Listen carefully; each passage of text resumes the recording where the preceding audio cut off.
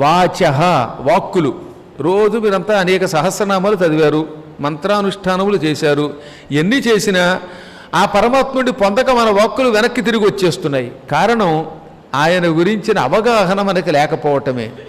అటువంటి మన వాక్కులు చేరలేని పరబ్రహ్మమైన ఆయన ఈ సుబ్రహ్మణ్య స్వామిగా దిగి రావడం వల్ల ఈరోజు స్తోత్రం చేస్తే ఈ స్తోత్రములు మాత్రం ఆయనకు చెందుతున్నాయి.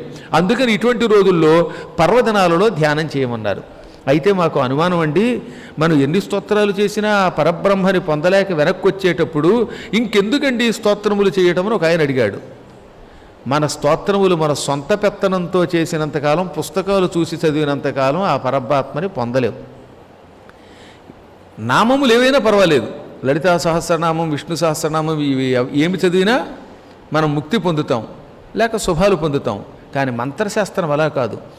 గురువును సేవించి గురువు ద్వారా అనుష్ఠానముగా స్వీకరించి మంత్రానుష్ఠానం చేసినప్పుడు మాత్రమే ఈ మంత్రములు ఆ పరమాత్మని చెందుతాయి. లేకపోతే ఆయన్ని పొందక మళ్ళీ వెనక్కి వస్తాయి.